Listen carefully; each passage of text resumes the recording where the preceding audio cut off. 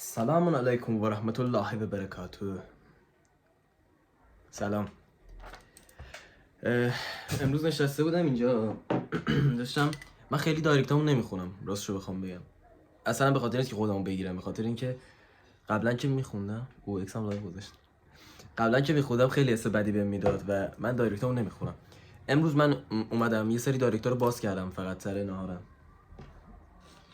اینم نهارم بود ولی بقیه‌اش دیگه مال من نیست، بقیه‌شو خونه بودم. و یه سری سوالا دیدم که خیلی تکرار شده، یعنی خیلی یه سوالا رو از من میپرسن، بیشترش در مورد خارج از کشور مردم میخوام بزنم بیرون. امروز گفتم که 8 تا از اون سوالا که خیلی پرتکرار بود و در قالب یه ویدیو یوتیوب بذارم که شروع کنم و جرقه باشه برای شروع کردن یوتیوبم. خیلی ازتون خواهش میکنم که لطفاً حمایت کنید، چون که من جزو آدماییم که اگه کاری بکنم به حمایت نشه احساس خیلی بدی بگیرم، یعنی میگم که چقدر مثلا چیپ بوده یا مثلا باحال نبوده، میدونی؟ مخصوصا توی ویدیو یوتیوب که سعی می‌کنم بیشتر شخصیت اصلی خودم باشم. بیشتر توی اینستا مثلا چه میدونم مثلا گوشیتو نشون میدی دافه مثلا نگاه میکنه، در نگاه اول نه چیز بدی ببینه، برای همین خیلی از ویدیوها رو خیلی آرشیو میکنم و اینا. یعنی مثلا یه چیزی میبینه سریع قضاوت میکنه، سریع جاج میکنه و به خاطر همین ولی یوتیوبو همه نمیان نگاه کنن، طرف یه ذره باید بیشتر با آشنا باشه تا بیاد نگاه کنه. و خیلی ممنون میشم اگه اینجا رو حمایت کنید. فقط یه کامنت خیلی ساده مثلا ایول باحال بود، خوشم اومد، همین دیگه، همین چی کامنتی بذارید. و خب اول از همه اینه که سلیقه موسیقی حالا پرسیدین، چون من خیلی سلیقه موسیقی متفاوتی دارم. یعنی متفاوت منظورم نه اینکه خاص باشه، منظورم اینه که عجیب غریبه خیلی سلیقه موسیقی. خیلی همینو میگن ولی خب سلیقه موسیقی من اینجوریه که من یه مدتی تو ایران بودم خیلی فارسی گوش میدادم. بعد یه مدتی که اول مهاجرتم بود تو ترکیه و اینا، یهو رفتم سری رو رپ انگلیسی، دریک و امینم و از این حرفا. بعدش یه ذره چیلتر شدم، سیگارت افتر سکس و لانا دل ری و اینا. اما در حال حاضر الان شاید فردا که من این ویدیو رو آپلود کنم کلا متفاوت شده باشه، اما در حال حاضر سلیقه موسیقی من اینجوریه که اصولا صبح که میخوام برم مدرسه زد بازی گوش میدم، چون که بعد روزامو خوب شروع کنم. یعنی میدونی من لانا گوش میدم یاد اکسم میفتم. یعنی همشون خاطره عجیب غریب دارم، با زد بازی هم خیلی خاطرات عجیب غریب دارم. اصلا هم اینایی که میگم مثلا چه میدونم، خب خیلی 99% همینو میگن زد بازی چه میدونم ارزشی نه اهمیتی نمیدم، من فقط به خود آرت طرف اهمیت میدم که دوست دارم. زد بازی گوش میدم، سپر خلصه هم گوش میدم، همه از اون بعدشون میاد. خب من میگم من خوشم میاد، چون میدونیم پانچ لاین خیلی برام مهمه تو آهنگ. یعنی میدونی یکی چیز بگی که تو بگی آه مثلا سپر خلصه خیلی مثلا پانچ لاین داره، خود کرکترش من صحبتی ندارم ولی پانچ لایناشو خیلی دوست دارم. و اینکه مثلا خود زد بازی هم خیلی پانچ لاین داره دیگه، اذیتمون نکنیم. مثلا یعنی خیلی شبیه ترن به رپای خارج از ایران، رپای مثلا انگلیسی خیلی شبیه ترن سبکشون. مثلا سورنا رو هیچ موقع نمیتونی تو مثلا تو رپ انگلیسی ببینی، ولی اینا رو میتونی. من سورنا هم دوست دارم، نمیگم حالا چی مشکلی ندارم با کسی، سلیقه خودم دارم میگم. زد بازی خیلی گوش میدم صبحا، لانا گوش میدم چیل میخوام بکنم، مشروب بخورم جوجی گوش میدم، با دوستان بیرون باشم دیگه. مثلا چی دوست دارم؟ دریک که خیلی خوب، دریک اصلا صحبتی در موردش نیست. That's it. سوال دومو که الان دارم اشتباه میکنم اصلا خوب نیست، میریم سوال سوم. اصلا سوال یعنی سوال یه ذره حاشیه‌ای. الان احساس میکنم من جرأت این همه ریسک رو ندارم تو اول ویدیو یوتیوب بعد از یه مدت زیادی. داستان زندگیم خیلی میپرسین آقا البرز تو ایران بودی؟ عکس ایران تو میذارن، مثلا رفیقات تگت میکنن ایران چه خبر، الان آلمان چرا نمیری ایران، مثلا فلان بیسار اینا داری سیاسی میخونی چجوری میخوای برگردی. من ایران بودم رفتم ترکیه، یه مدتی ترکیه بودم، بعد از ترکیه هم اومدم آلمان و فعلا در حال حاضر تا خیلی وقت دیگه اصلا نمیتونم از آلمان خارج شم و هیچ راهی هم ندارم که از آلمان خارج شم. یک سال قبل از اینکه، یعنی یک سال خیلی وقت پیشم تو اتریش زندگی کرده بودم، زبان اونم آلمانیه.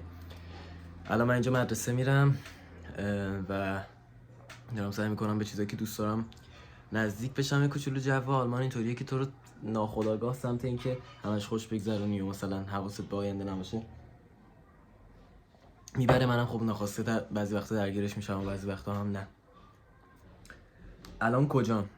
سوال قبلی گفتن دیگه الان آلمانم. آها علاوه چیزی کجام؟ این خودم یادم رفت چرا نوشتم. من الان در شرایطی ام که احساس میکنم این دوران اون دورانیه که من خودم رو پیدا میکنم و بعد از این دوران یه البرز باحال شما میتونید ببینید. این چیزی که شما حس میکنم و شاید هم قبلا این دوران بوده الان کامل شدم، یعنی واقعا همینم دیگه. تا تهش شاید در خیلی وقت دیگه بخوام کامل شم، نمیدونم، حس خودمه. سوال بعدی اینکه من چجوری اومدم. چرا این سوالو خواهی بپرسید؟ من خیلی دوست دارم در مورد خودم اینفورمیشن بدم، ولی من تو ایران آخه فیس من معلومه دیگه، آخه فیس من فیس ایران نیست.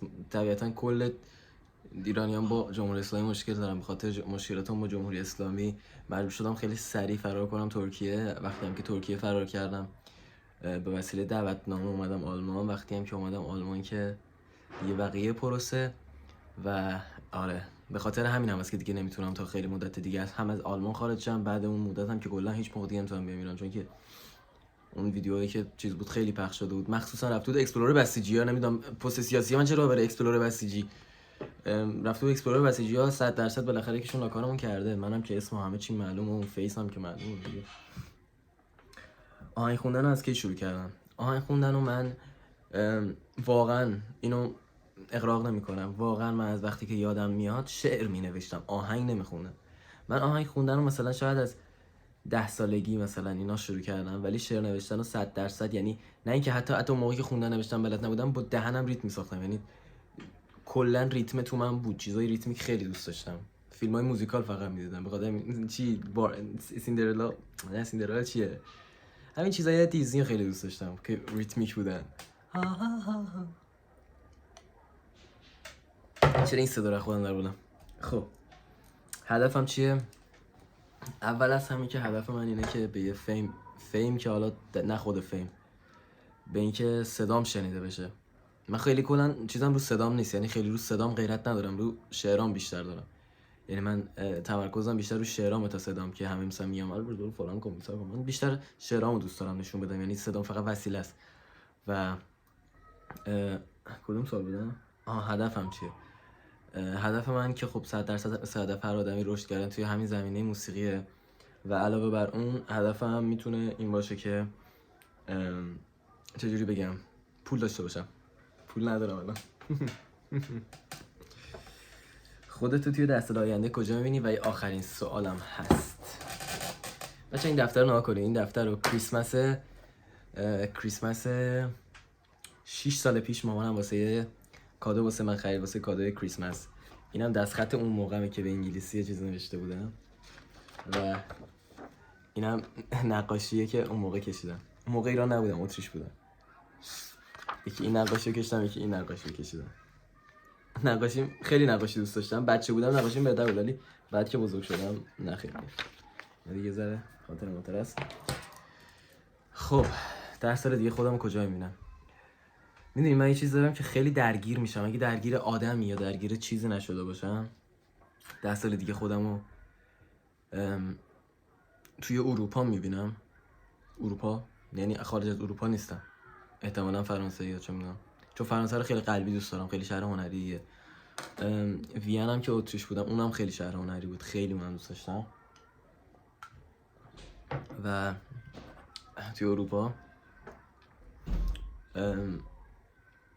امیدوارم که تا اون موقع به یه چیزی از موزیک رسیده باشم، واقعا امیدوارم از ته قلبم.